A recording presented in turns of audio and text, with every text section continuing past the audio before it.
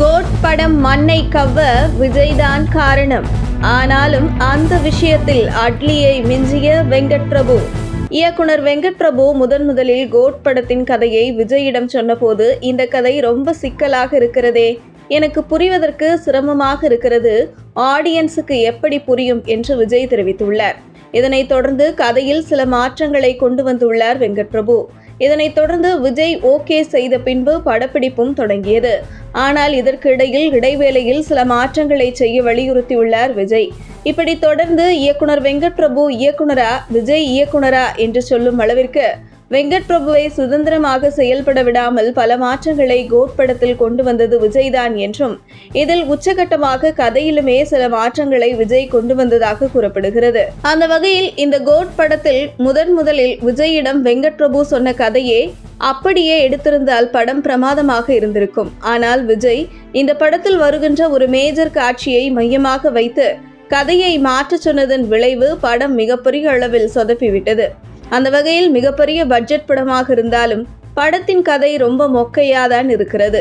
இதனைத் தொடர்ந்து அஜித்தை வைத்து மெகா ஹிட் படத்தை கொடுத்த வெங்கட் பிரபு அதே போன்ற ஒரு ஹிட்டை விஜயை வைத்து கொடுக்க நினைத்திருக்கிறார்.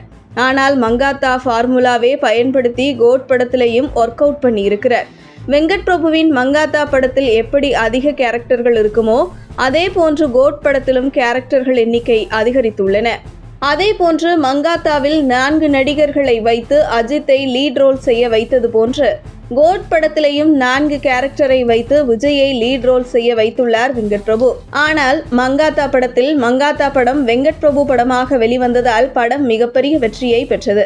ஆனால் கோட் படத்தில் வெங்கட் பிரபுவை சுதந்திரமாக செயல்பட விடாமல் விஜயின் படமாக இது வெளியே வந்ததால் இது ரசிகர்களை திருப்திப்படுத்த முடியாமல் மண்ணை கவ்வியுள்ளது. இந்த நிலையில் இந்த படத்தில் ரசிகர்களை புதிதாக உற்சாகப்படுத்த வேண்டும் என்பதற்காக ஏற்கனவே ஏதாவது ஒரு சீனில் இதற்கு முன்பு வந்த படத்தை பார்த்து ரசிகர்கள் உற்சாகமடைந்து இருப்பார்கள் அல்லவா? அப்படி ஒரு சீனை எடுத்து மீண்டும் இந்த படத்தில் வைத்தால் ரசிகர்கள் உற்சாகமடைவார் என இதற்கு முன்பும் விஜய் நடித்த படங்களில் வெளியான கத்தி, துப்பாக்கி, போக்கிரி, கில்லி ஆகிய படங்களில் இருந்து சிறு காட்சிகளை வெங்கட் பிரபு இந்த படத்தில் வைத்துள்ளார். அந்த வகையில் படம் முழுவதுமே விஜய் நடித்த நாளைய தீர்ப்பு தொடங்கிய விஜயகாந்துடன் செந்தூர பாண்டி தற்பொழுது கடைசியா வந்த படம் வரை பல படங்களில் ரெஸ்பான்ஸ் வைத்து கோட் படத்தை எடுத்து முடித்துள்ளார் வெங்கட் பிரபு. ஆனால் விஜய் படத்தை மட்டும் காப்பி பண்ணாமல் அஜித் படத்திலும் சில காட்சிகளை காப்பி செய்து எடுத்துள்ளார் வெங்கட் பிரபு. அந்த வகையில் காப்பி அடிப்பதில் அட்லியை மிஞ்சிய வெங்கட் பிரபு அவருடைய இயக்கத்தில் இதுவரை வெளியான படங்களே மிக சுமாரான படங்கள் வரிசையில் முதலிடம் பிடித்துள்ளது கோட். உங்கள் தின சேவல்.